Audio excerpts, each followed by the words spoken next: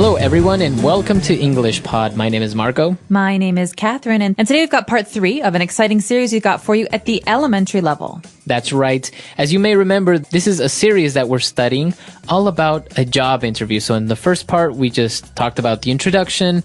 The second part was talking about your personal background. And now we're going to talk about your educational background. Okay, so the key topic here today is education. Let's take a listen to this dialogue, and we'll be back in a minute.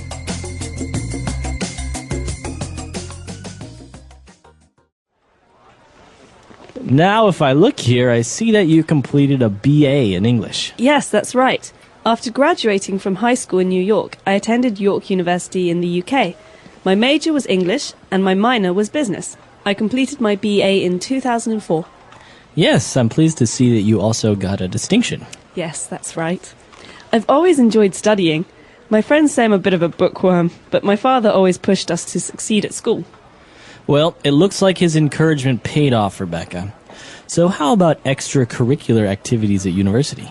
Well, I've always been keen on writing, so I became the editor for the university student newspaper, which I really loved.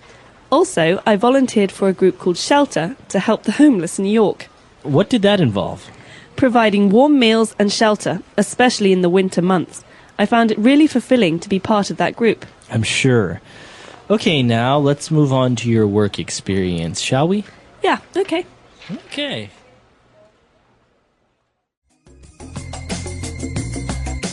All right, we're back. So the girl was talking about her education, about her university, and she talked about some very interesting words. So why don't we take a look at those and language takeaway? Language takeaway. So, at the very beginning, Mr. Parsons, who's the interviewer here, asks Rebecca about her background and says, I see that you completed your BA in English. Okay, so we have an acronym there, a BA. This stands for bachelor's, or usually a 4-year degree at the beginning of your university studies. That's right. So it's a type of degree, right? A BA is, as you say, your bachelor's degree, and it usually takes 4 years. That's right. You have a Bachelor of the Arts, BA, but you also have a Bachelor of Science, which is a BS. So as you can tell, one is for the arts, like art history, music, things like that.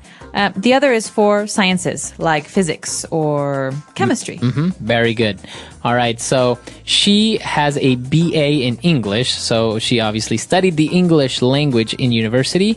Then she moved on to talk about her major and minor. That's right. So, as you know, a degree is not just a degree in the arts in general, but it usually has a focus or an area of focus. So, her area of focus, her major was English. This is the most important part of her studies. So many of her courses, most of her courses at university were in English. That's right, but she also has a minor in business studies. Okay, that means she also studied business and business studies. That's not as important as her English studies, but it was very much a part of her degree. So let's say that when she was studying in university, 70% of what she studied was related to her major, English. And maybe 30% was her minor, was business studies. That's right. And she goes on to talk about herself and her friends who describe her as a bookworm. This is a really nice adjective and very common in English. That's right. So if you are a bookworm or you describe yourself as a bookworm, it means that you like to study a lot. You like to read a lot of books. So bookworm is just like what you said, is someone who really likes to read, someone who's always reading, maybe someone who lives in the library. So that's why you call them a bookworm. They live in the library or they read a lot of books. All right, so that's the noun bookworm. Now moving on to other parts of university. When you're studying, you're not only studying English or sciences and things like that. Sometimes you also do other activities or other things. That's right. So you have your schoolwork, which is during school. It's English and business studies for this woman, Rebecca. But you also have what you do outside of school. This is called extracurricular activities. So that's a long word, extracurricular. That's right. So extracurricular means it's not in the curriculum, right? That's right. It's outside of school. So it's not really like a specific subject or something that's related to your studies. If you don't do extracurricular activities, it's okay, right? That's right. A lot of people don't do any extracurricular activities, but many people do. For example, writing for the school newspaper or playing soccer. Exactly. So those are extracurricular activities. Anything that you want to do in university apart from studying, playing soccer, writing, etc. And it's not just university. You can do these in high school as well. Okay, very good. So those are the words that we have picked out for you today. I think they're very specific to education. And I think we should go back, listen to the dialogue again, and we'll be back in a bit with Fluency Builder. Now, if I look here, I see that you completed a BA in English. Yes, that's right. After graduating from high school in New York, I attended York University in the UK. My major was English and my minor was business. I completed my BA in 2004. Yes, I'm pleased to see that you also got a distinction. Yes, that's right. I've always enjoyed studying. My friends say I'm a bit of a bookworm, but my father always pushed us to succeed at school. Well, it looks like his encouragement paid off, Rebecca. So how about extracurricular activities at university? Well, I've always been keen on writing, so I became the editor for the university student newspaper, which I really loved. Also, I volunteered for a group called Shelter to help the homeless in New York, What did that involve? providing warm meals and shelter, especially in the winter months. I found it really fulfilling to be part of that group. I'm sure. Okay, now let's move on to your work experience, shall we? Yeah, okay. Okay. All right, we're back. So now let's start off with our first phrase on Fluency Builder. Fluency Builder. So Rebecca's talking about her father and her friends, and she says she's a bookworm, but her father always pushed us, that means her and her family members, her siblings, to succeed. And this verb, to push us, to push someone, is very important because it's not the same as like to push a door. Right. So it's not physically that you're pushing somebody. It's actually to motivate somebody or to inspire someone to become better at something. That's right. So to push someone is to encourage them to do something bad. It's not always a good thing. So Right. she was always pushing me to do what she wanted to do, not what I wanted to do. That means someone's always trying to influence you or to get you to do something. Exactly. So, as you say, to push someone is to influence them, to motivate them, to encourage them to do something good or bad. Well, and Mr. Parsons agreed with her dad's encouragement, and he said, well, it really paid off. Okay, this is a great verbal phrase, to pay off. This means to have benefits. Okay, so all of your hard work really paid off. So you can see the results. You can see the positive results of your hard work. It paid off. You could even ask someone, all that hard work, did it pay off? Right. So that you're basically asking, was it worth it? Yeah. Okay, to pay off. And, well, when she was talking about extracurricular activities, she said she was always keen on writing. Now, I think this is more common among British people to say you're keen on something, but it basically means to like. So remember the phrase keen on. This is the preposition here, keen on. I'm keen on writing. So can you say that you are keen on someone?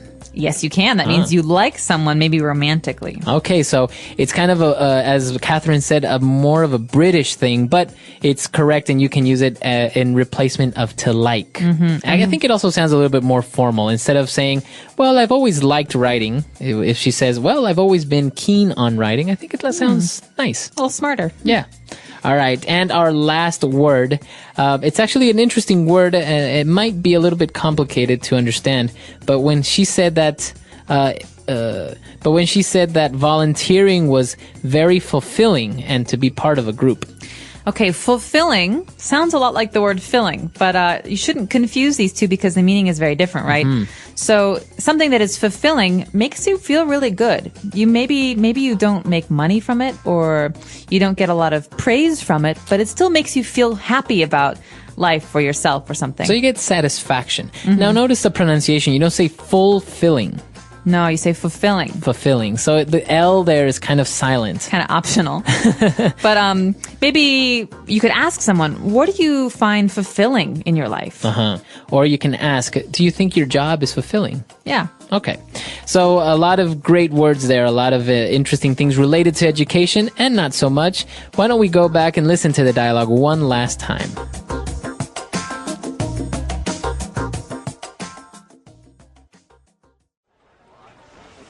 Now, if I look here, I see that you completed a BA in English. Yes, that's right. After graduating from high school in New York, I attended York University in the UK. My major was English and my minor was business. I completed my BA in 2004. Yes, I'm pleased to see that you also got a distinction. Yes, that's right. I've always enjoyed studying. My friends say I'm a bit of a bookworm, but my father always pushed us to succeed at school. Well, it looks like his encouragement paid off, Rebecca.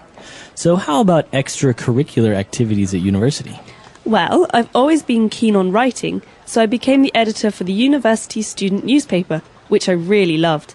Also, I volunteered for a group called Shelter to help the homeless in New York, What did that involve? providing warm meals and shelter, especially in the winter months. I found it really fulfilling to be part of that group. I'm sure. Okay, now let's move on to your work experience, shall we? Yeah, okay. Okay.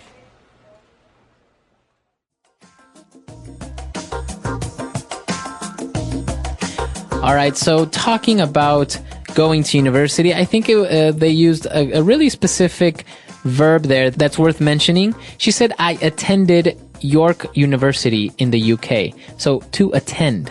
That's right. So you can say I studied at York University, but the more formal way of saying that I was a student at York University is to say I attended that school. So to attend means to be a student at that place. Okay. And what about you, Catherine? Did you participate in any extracurricular activities back in college? I did. I participated in a lot of extracurricular activities. I was in the orchestra at my university, and I played in a lot of musical groups. I also was in a discussion group for politics, and the India-Pakistan dialogue group, and I was in a number of different film clubs. So we would talk about film, and I even helped out at the TV station for my university. Oh, wow. The university had a TV station. Yeah, so all of it was student-directed. So basically, the students controlled the TV station. That's really interesting. I think these types of extracurricular activities are, as many as these, are maybe not as common in other places, or maybe they're a little bit different. I know, for example, in the U.S., you have all these political ones and a lot of sports and things like that, but you also have very strange far ones like I don't know, like there's a cooking club, and there's even like a gardening club. I've heard astronomy club. There's all types of extracurricular activities. Well, what's really nice about a lot of American universities is that there are many resources that students can use. And so maybe